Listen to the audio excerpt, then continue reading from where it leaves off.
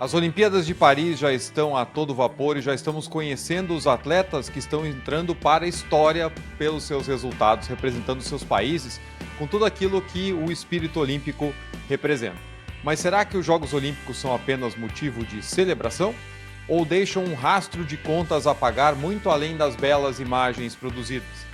Você quer saber também a edição que tem o título dos Jogos mais caros da história? Fique ligado aqui que eu vou te contar.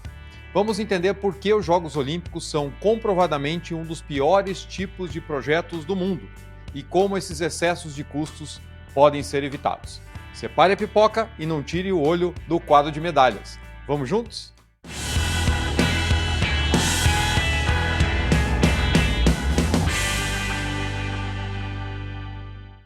Olá, amigos do Capital Projects Podcast. Eu sou o André Schoma, estou aqui para mais uma conversa aberta sobre projetos de capital no clima olímpico. Através dos Jogos Olímpicos, a maior celebração do esporte mundial, o ponto de união entre as nações e o orgulho de cada atleta de representar o seu país, nós vamos discutir aqui os casos, de estouros de orçamento na organização dos Jogos, porque isso tem muitos paralelos com aquilo que nós vivemos nos nossos projetos. Esse ano, as Olimpíadas estão acontecendo em Paris, como você sabe muito bem, e uma coisa já é certa antes mesmo do final dos Jogos. Quem vai pagar a conta é o cidadão parisiense. Polêmico, né? Mas eu explico. Acho que na maior parte do mundo, todo mundo sonha em viver de perto os Jogos Olímpicos. Você imagina os atletas de alta performance competindo nas instalações que você está acostumado a frequentar, os estádios, as ruas, os ginásios da sua cidade e toda aquela elite de atletas vindo participar, não é mesmo? Nós passamos por isso no Brasil há 8 anos e a gente sabe que a história não é bem assim. Os atletas ficam super isolados por questão de segurança, os preços disparam, o trânsito fica um caos e os ingressos são impossíveis de conseguir. Na esteira da esperança desses jogos fica a expectativa de grandes obras de infraestrutura, mas no final o que ficam são as contas a pagar, ginásios e instalações que são pouco aproveitados. E no nosso caso aqui no Brasil, como nós vimos, não são suficientes para criar novos legados de atletas de alto rendimento. Mais uma vez, eu sei que o assunto pode ser polêmico, mas a ideia aqui não é falar mal dos Jogos Olímpicos. Eu mesmo sou muito fã de esportes e vou tentar acompanhar, Estou tentando acompanhar aí o máximo possível, desde que o trabalho permita, da edição dos Jogos. É muito bacana ver essa superação toda dos atletas e como eles representam os seus países. Só que a gente precisa entender também todo o mecanismo, o processo de vender os jogos para cada cidade sede, para a população que depois vai acabar pagando a conta. É muito similar àquilo que nós vemos em grandes projetos, seja de infraestrutura, sejam projetos de capital privados, aonde muitas vezes os custos e os riscos são subestimados e aqueles retornos maravilhosos, a super infraestrutura, o legado, ele é superestimado. Tudo isso para convencer o investidor, que é o pagador de impostos, de que aquilo é um bom projeto. Então nós temos vários paralelos, porque afinal de contas são projetos de capital. Eu vou construir estádios, vou construir instalações de primeiro mundo, instalações esportivas, instalações de suporte, de comunicação. Então tudo isso é projeto, certo? E a gente vê que os benefícios são amplamente e artificialmente inflados, tudo isso para convencer esses investidores que é o cidadão de cada cidade, sede ou de cada país. Isso tudo não é apenas um chute ou uma opinião, mas o resultado de uma extensa pesquisa que eu vou passar para vocês aqui, que foi atualizada recentemente, que demonstra muito claramente que os Jogos Olímpicos são eventos que custam muito mais caro do que o previsto, de forma que muitas cidades que recentemente tinham se candidatado acabaram retirando suas candidaturas porque se deram conta de que não era um bom negócio. E tudo isso tem levado à discussão dentro do Comitê Olímpico a respeito de como os jogos podem ser menos caros, podem ter orçamentos que sejam mais realistas já desde o princípio, para que daqui a pouco o COI não fique sem opções. A gente já vai falar sobre isso. A pesquisa que eu vou utilizar aqui se chama The Oxford Olympics Study 2024. Are costs and cost overrun at the Games coming down? Então, traduzindo, o estudo de Oxford de 2024 sobre as Olimpíadas, estão os custos e os desvios de custo diminuindo? A autoria é de Alexander Badzier e do professor Bent Flubier, ambos da Universidade de Oxford. O professor Bent Flubier já esteve aqui no episódio 128. Aliás, se você ainda não viu esse episódio, corra lá, assista, porque tem muitas lições daquilo que a gente vai falar aqui. Se você já assistiu, assista de novo, porque os insights ali são muito bons, eu recomendo demais. E esse estudo, ele vem desde 2012. Então, um estudo sério, detalhado, que a Universidade de Oxford vem fazendo desde 2012, acompanhando os custos dos Jogos Olímpicos. Eles atuaram, inclusive, dando suporte à Organização de Londres 2012, né? E a pesquisa foi atualizada agora em maio de 2024 com os dados mais recentes das últimas edições e dos Jogos de Paris. E para começar, tem uma informação muito importante que a gente precisa levar em conta quando a gente apresentar aqui os resultados. Os gastos com infraestrutura, mobilidade urbana, aeroportos, hotéis, não estão incluídos nos custos. Ou seja, o artigo trata apenas de gastos com as instalações dos jogos, da organização e da gestão do evento, certo? Então, que é ainda mais preocupante, porque muito se fica na questão do legado, que fica um pouco na fumaça, assim, mas agora temos instalações melhores, temos isso, temos aquilo. A pesquisa segrega apenas os custos diretamente relacionados aos jogos, certo? Isso é muito importante. Um outro ponto relevante que eles trazem no artigo, né? Vamos entender um pouquinho como é que o COI chegou em Paris 2024. Os desvios de custo, eles estão realmente muito grandes, o custo das Olimpíadas vem aumentando muito ao longo dos anos. E quando houve a disputa para 2024, o COI tinha 5 cidades candidatas para sediar os jogos aí que estão acontecendo agora em Paris. Tinha Budapeste, Hamburgo, Los Angeles, Paris e Roma.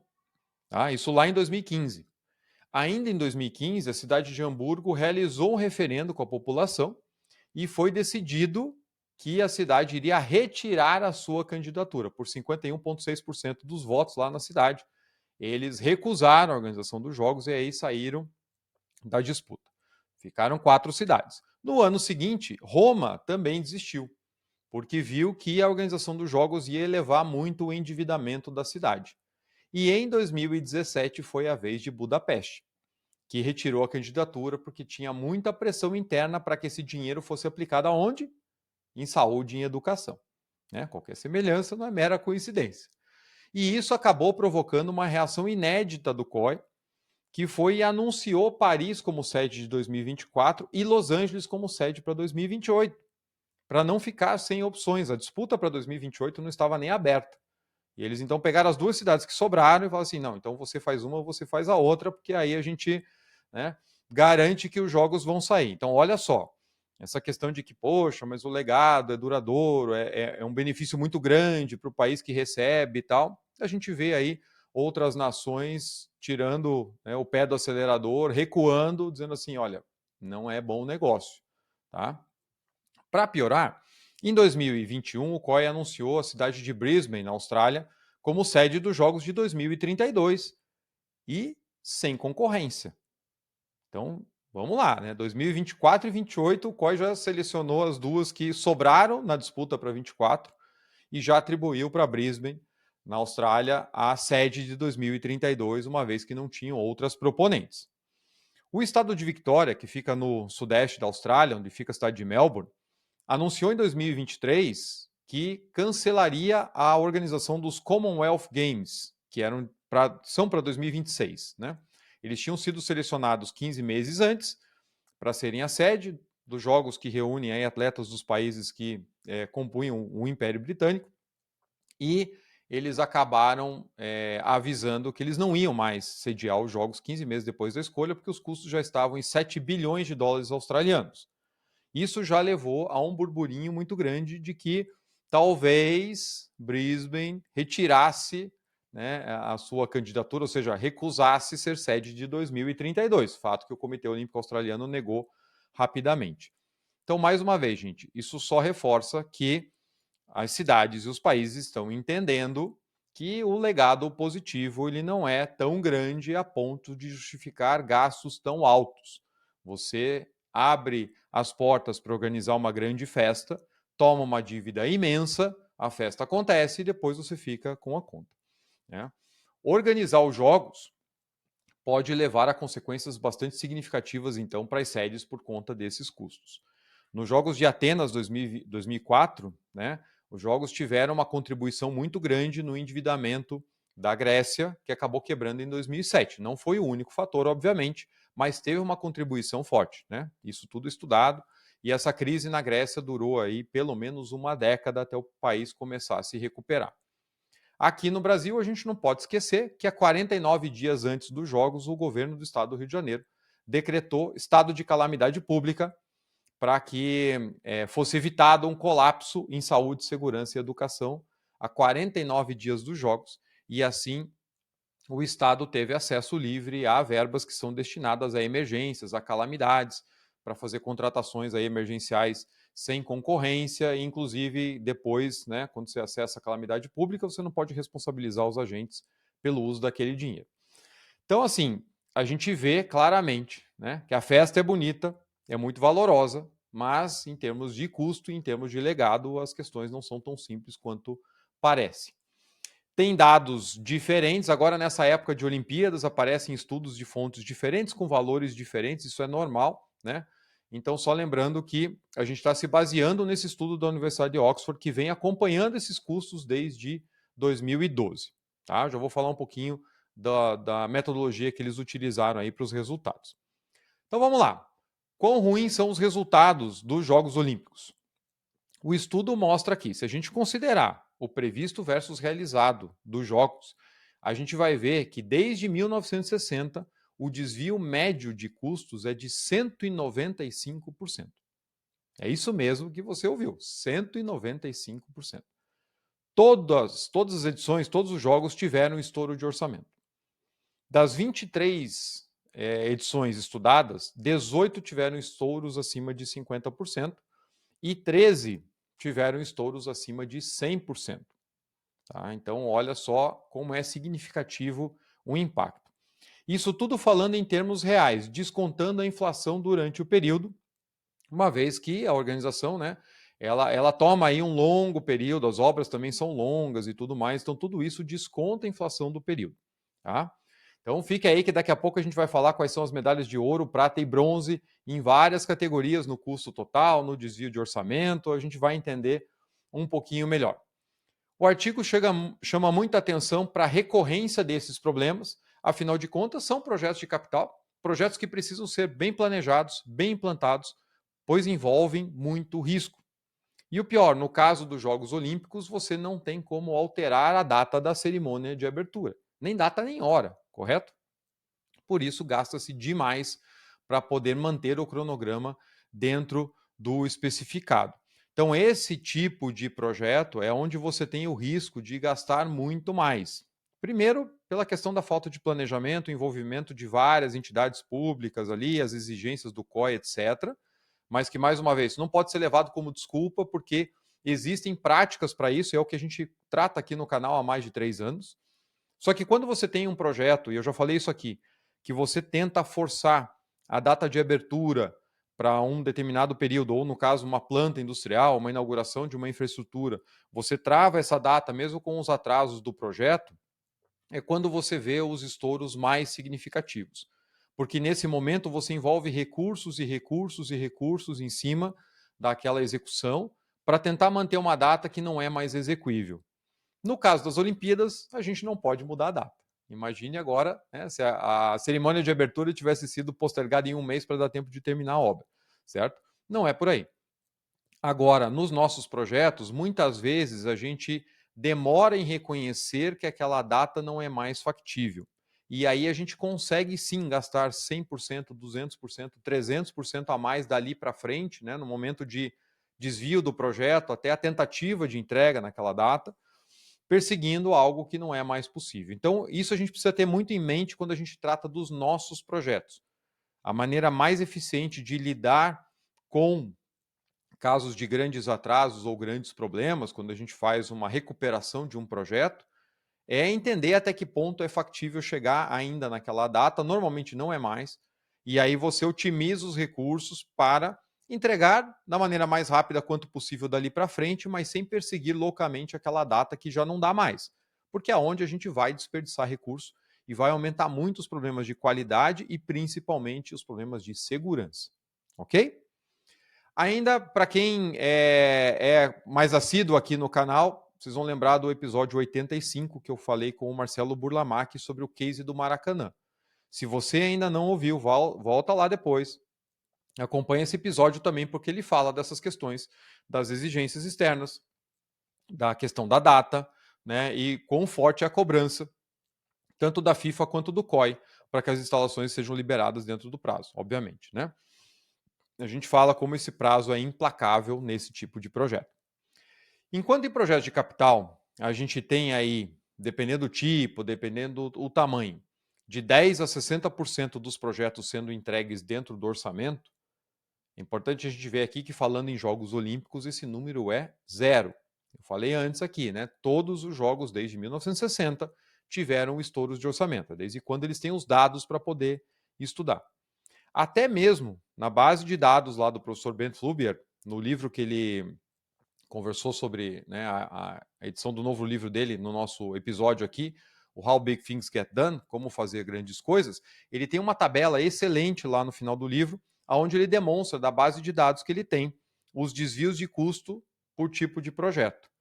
E até mesmo no pior tipo que ele tem na tabela dele, que é o armazenamento de resíduos nucleares, que é o pior tipo de projeto que ele conseguiu estudar até hoje, até mesmo para esse tipo de projeto, existem edições, existem projetos que foram entregues dentro do orçamento, mas não nos Jogos Olímpicos, né? Por isso ele coloca como segundo na categoria.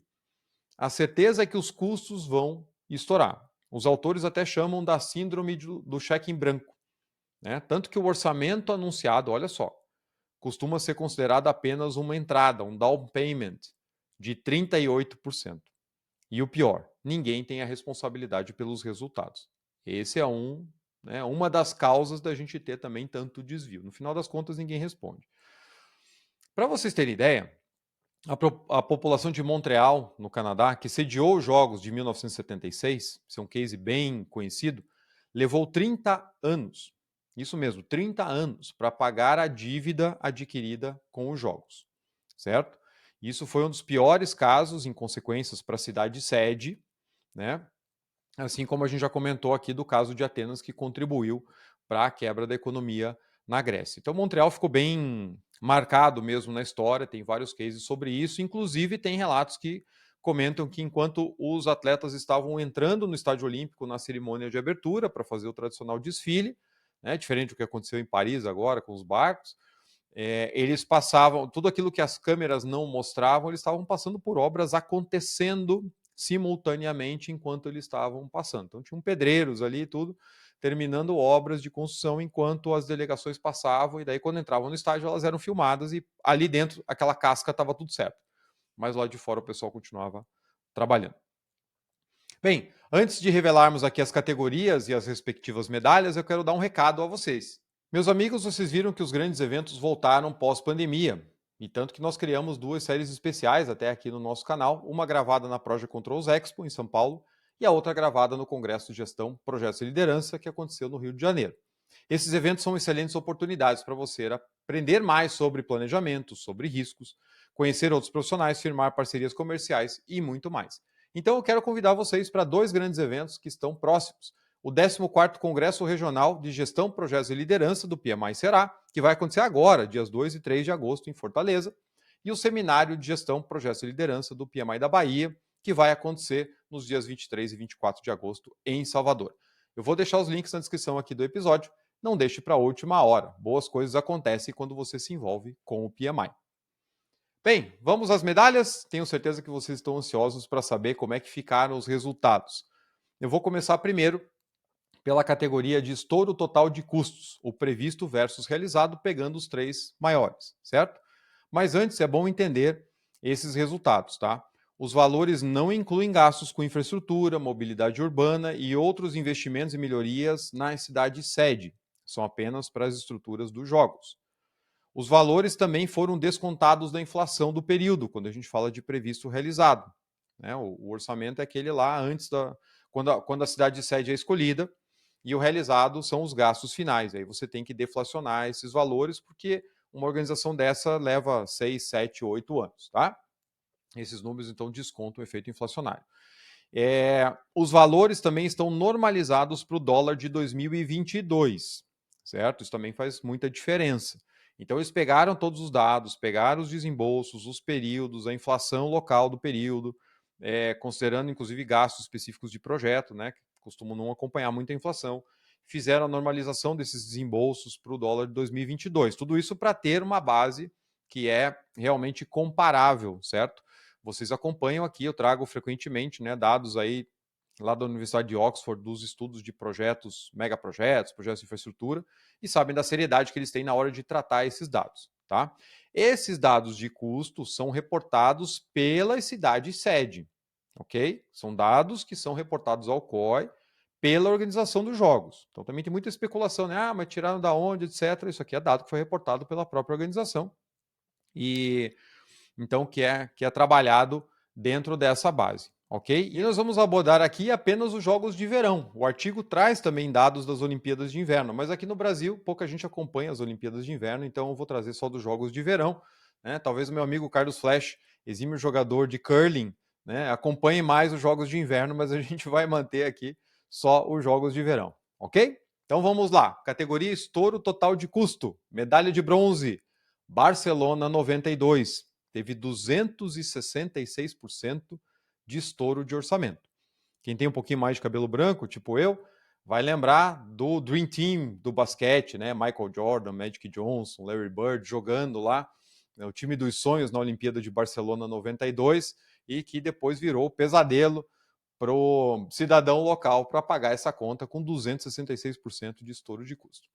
A medalha de prata vai para o Rio de Janeiro, Rio 2016, com 352% de estouro de orçamento.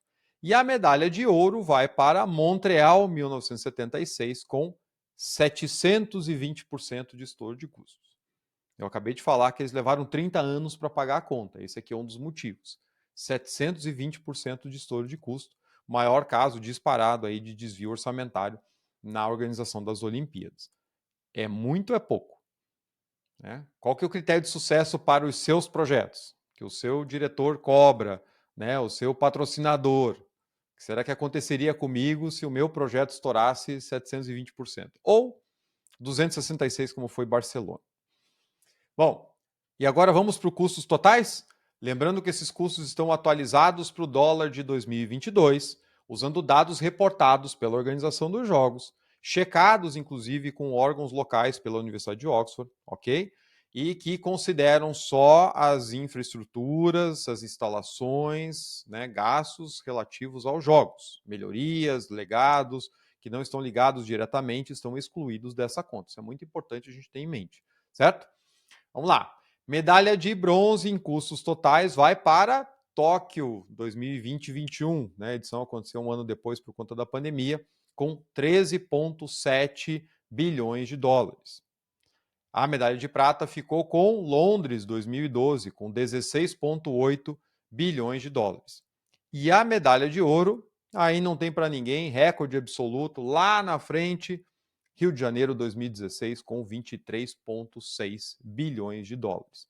Ou seja, mais de 40% a mais do que o segundo colocado, Londres, e mais de 70% a mais que Tóquio, que ficou com a medalha de bronze. Para vocês terem ideia, os jogos mais baratos reportados foram Tóquio 64 com 300 milhões de dólares, seguido por Los Angeles 84 com 800 milhões e Munique 72 com 1,1 bi de dólares, ok? É claro que os jogos lá atrás eram muito mais simples e muito mais baratos, certo? A pesquisa mostra isso tudo. Dos mais recentes, o menor custo foi Atenas 2004 com 3,1 bi. Então, né, a gente falou da crise na Grécia, etc. Né, 3,1 bi.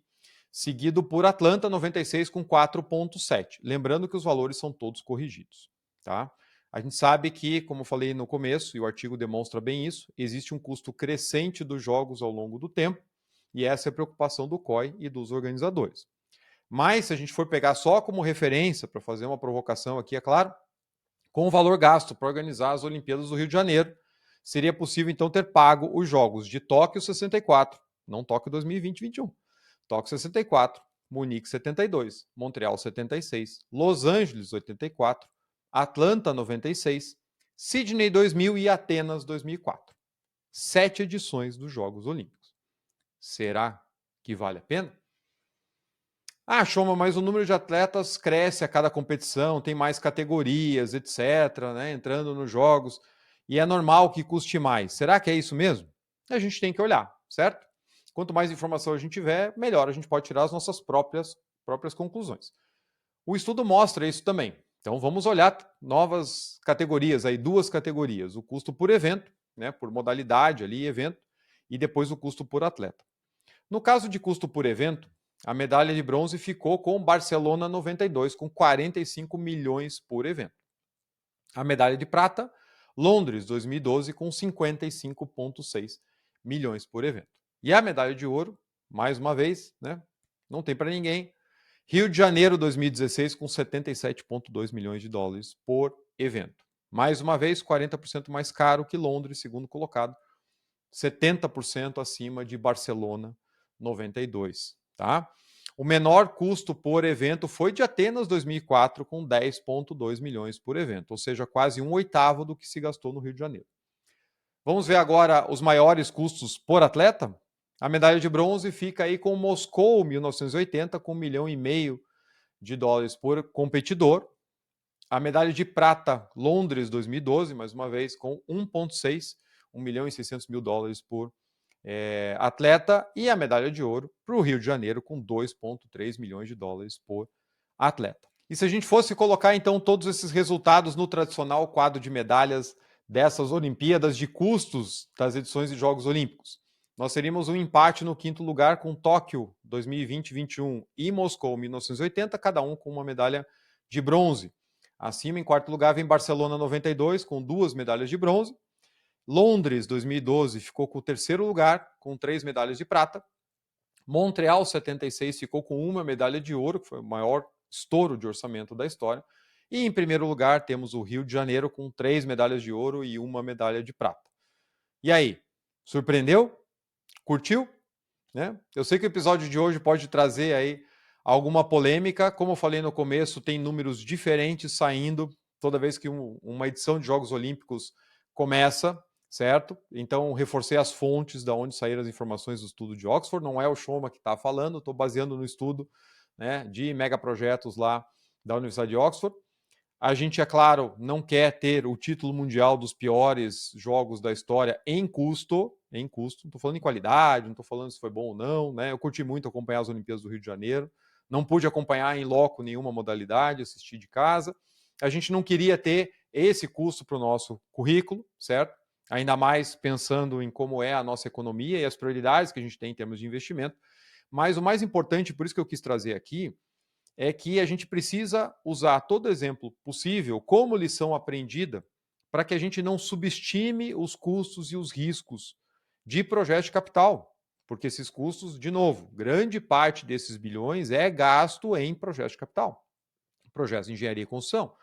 Então a gente não pode subestimar custos, riscos e prazos, a gente não pode superestimar os benefícios, porque no final das contas, né, o que a gente precisa é do resultado final para as empresas, para os governos e para os Jogos Olímpicos. Está mais comprovado por esses estudos, como eu comentei, que não tem turismo e benefícios futuros que compensem gastos tão elevados para 2 a 4 semanas de jogos, se a gente considerar aí os Jogos Paralímpicos, né? E nem a própria geração de emprego durante os 3 ou 4 anos de obra, porque, mais uma vez, se você consegue investir em infraestrutura que é permanente para o país, né, como, por exemplo, na parte de transportes, você vai colher dividendos por décadas depois.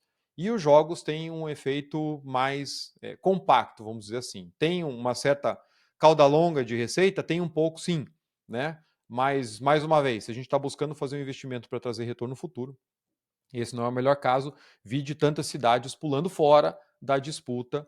Então a gente precisa ter uma visão mais realista dos custos versus benefícios para poder aplicar melhor o nosso capital, tanto no ambiente público quanto no ambiente privado.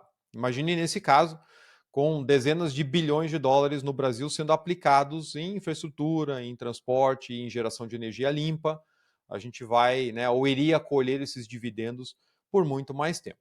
Tem um detalhe importante que os autores do artigo colocam. Das edições que eles estudaram, o Rio de Janeiro, né, Rio 2016, foi o único que ainda não terminou de reportar os custos lá para o COI. Né? Então, assim, eles colocam que, de repente, esse valor que a gente passou aqui até não é o final, certo? Bom, Joma, mas as Olimpíadas de Paris que estão rolando agora, como é que estão? Os Jogos de Paris estão com um orçamento atualizado hoje em 8,7 bilhões de dólares, com um estouro projetado de 115% até o momento.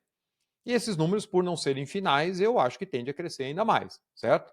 Mas eles não vão chegar nem perto de roubar o terceiro lugar de Tóquio com 13,7 bi, certo? Então, estão muito atrás ainda, não seria o suficiente.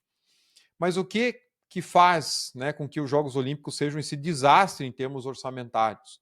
E o que a gente consegue aprender com isso? Primeiro, eu quero que vocês coloquem aqui nos comentários, eu quero ouvir a opinião de vocês. Mais uma vez, o assunto é polêmico, mas a ideia é trazer lições aprendidas para os nossos projetos. E tem muitos, como a gente está discutindo aqui. Em primeiro lugar, são megaprojetos ou gigaprojetos, empreendimentos muito grandes, complexos, interdependentes, que carregam riscos muito altos. Só isso já seria muito preocupante. Inclusive, quando você faz uma série de obras ao mesmo tempo no mesmo local, você cria um próprio fator inflacionário criado por você mesmo. A gente passou por isso aqui no Brasil e não é só por conta da Copa do Mundo, por conta das Olimpíadas, quando você tem uma grande empresa numa indústria investindo muito capital em pouco tempo, ela própria cria uma concorrência entre os seus projetos. A gente já passou por isso aqui também na mineração e óleo e gás, certo? Agora, os resultados só reforçam a regra de ferro de megaprojetos que o Ben Flubier cunhou alguns anos atrás num artigo, que é overtime, over budget, under benefits, over and over again. E ele repetiu isso no episódio que a gente gravou. Então, estourando custo, estourando prazo, entregando menos benefícios de maneira repetida. E esses projetos carregam algumas características que são importantes a gente avaliar também, que também podem estar presentes nos nossos projetos, independente do tamanho. E essas características, eu já gravei isso aqui também no podcast, elas vão aumentar o nível de risco dos empreendimentos, né? Que o Ben Flubier chama de Four Sublimes of Mega Projects, né? Os fatores sublimes. Não tem uma tradução legal para o português, mas vou passar aqui os 4 elementos, vocês vão entender como isso faz sentido. Primeira questão tecnológica. Quando a gente faz uma edição nova de Jogos Olímpicos, cada cidade-sede quer trazer o melhor que está disponível no momento e fazer diferente do que outros já fizeram. Então, essa é a questão tecnológica. Quando a gente tenta fazer o prédio mais alto do mundo, a ponte mais longa, o vão mais alto, etc., tudo isso entra nessa categoria tecnológica. Se você faz algo muito diferente, ou mesmo que seja um pouco diferente daquilo que é o convencional, você está entrando num fator de risco que faz com que algumas referências que você tenha de prazo, de custo, de método de execução não sejam aplicáveis a esse novo projeto. Então você entra em terreno um pouco desconhecido. Tem fatores políticos, obviamente. Os políticos adoram fazer monumentos a si mesmos, como eles citam, para que sejam lembrados por muito tempo, capitalizem em cima disso. Quando a gente olha até na esfera privada, isso também acontece. Quando uma empresa entra com um plano agressivo de expansão, todo mundo também quer deixar a sua marca e fazer o maior projeto, o melhor projeto, etc. Então, isso às vezes tira um pouco do racional técnico do empreendimento, trazendo mais risco.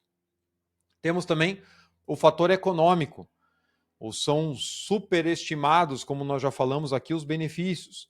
Inclusive a questão da criação de empregos, geração de impostos, produção futura. Então, tudo isso é elevado de forma, às vezes, desproporcional para que você justifique o empreendimento. E o quarto fator é o fator estético, quando nós tentamos fazer ícones que vão ficar ali para sempre. E nesse caso eu lembro de um episódio, um documentário muito legal que eu assisti há muitos anos e não acho mais, se alguém achar aí, manda para nós aqui a referência, que é sobre o projeto do cubo d'água da Olimpíada de Pequim. Então quem vai lembrar das Olimpíadas de Pequim vai ver que o prédio mais icônico das Olimpíadas talvez tenha sido o cubo d'água, onde aconteceram as competições de natação. Era uma estrutura metálica, em fechamento lateral e cobertura, que tinha vãos com bolhas plásticas ali, um material especial que dava toda uma cara de que aquilo fosse realmente um cubo de água. E esse documentário mostra a parte de dentro de uma empresa australiana que era responsável por fazer o cálculo e o design da estrutura.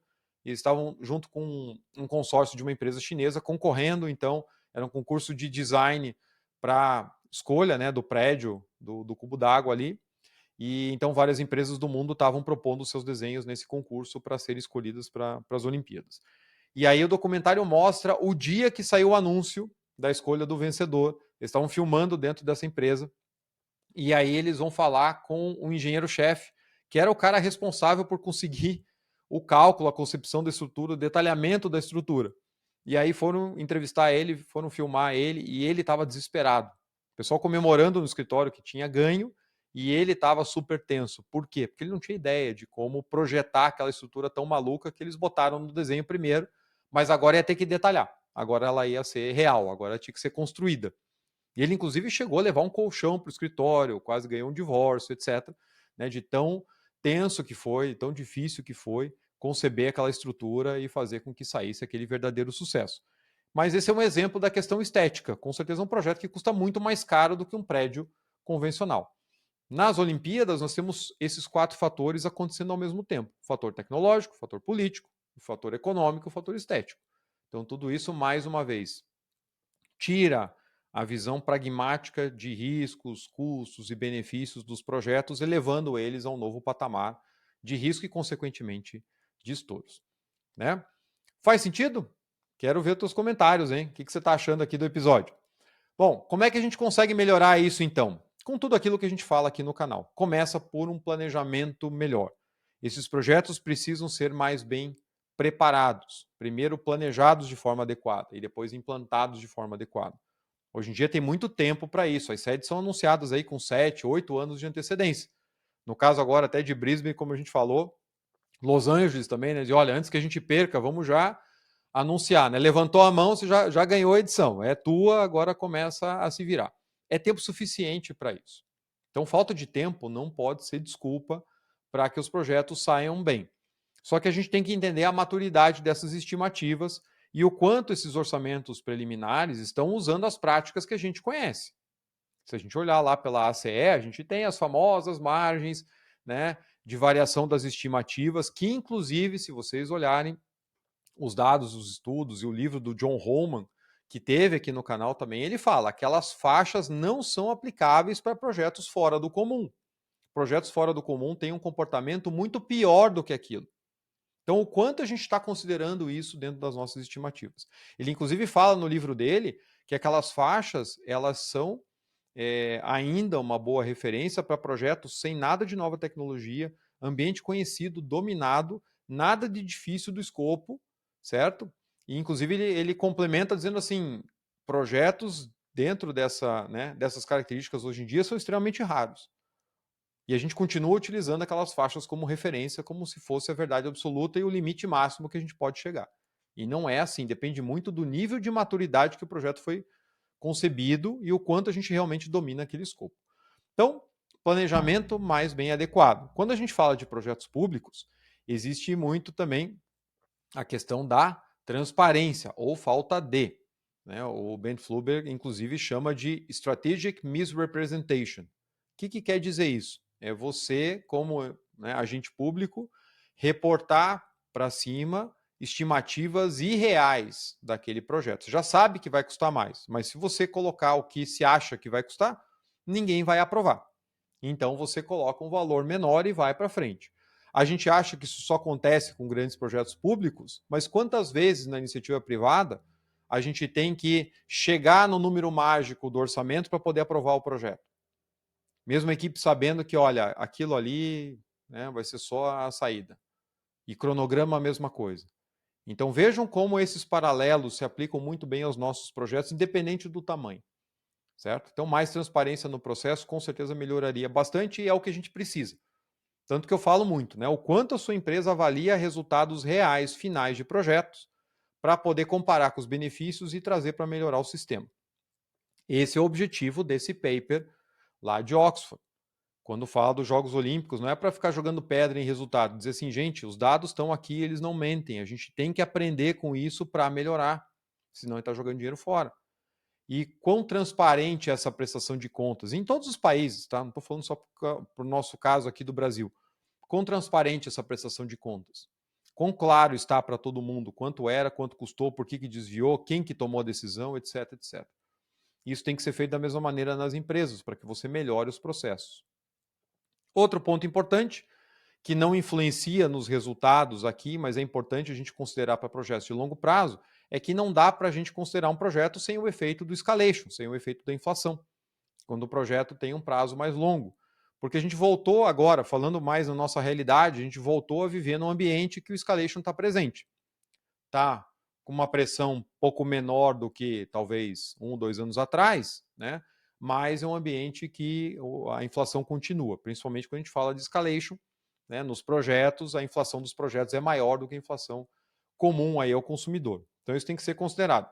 Eu falei que não influencia no resultado do estudo, porque eu já avisei vocês lá que isso tudo foi descontado, mas quando se faz uma projeção de longo prazo, a gente precisa saber que esse dinheiro vai ser necessário. E trabalhar adequadamente a contingência, obviamente, devido ao nível de risco do projeto. Pegando toda essa base de dados que foi estudada aí por Oxford, eles viram que se você for colocar a contingência no nível de P50, ou seja, tendo a mesma chance, 50%, de ficar dentro do orçamento ou estourar o orçamento, então, para chegar no nível de confiança de 50%, a contingência dos jogos precisaria ser 118%. Imagina agora você chegando para o teu diretor e falando assim, olha, o orçamento é esse aqui, mas a contingência é 118%. É ou não é? É fácil? Né? Mais uma vez, é uma das maneiras mais eficientes da gente calibrar a contingência, não é usando 10% chute final lá no final do FEL 3, e sim olhando o desempenho dos projetos anteriores, semelhantes àquele que eu estou fazendo agora. Né?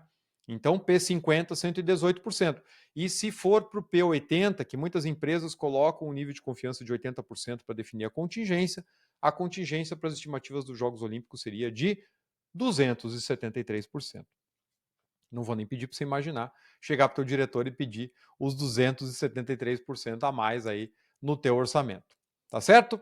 Bom, gostou desse papo? Chamou atenção? Qual foi o dado que você achou que foi mais surpreendente?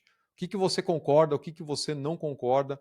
Coloque aí nos comentários, eu vou deixar aqui na descrição desse episódio o link para vocês baixarem um artigo da Universidade de Oxford, tá? Ele é livre e poderem estudar de onde vêm esses dados e olhar ali todas as edições, como é que foram os desvios, olhar as Olimpíadas de Inverno, que contam uma história muito parecida, tanto que tem algumas análises que eles combinam os dados, que o comportamento é muito parecido. E tudo isso é feito, mais uma vez, para nos ajudar a fazer projetos melhores. Espero que você entenda a abordagem aqui.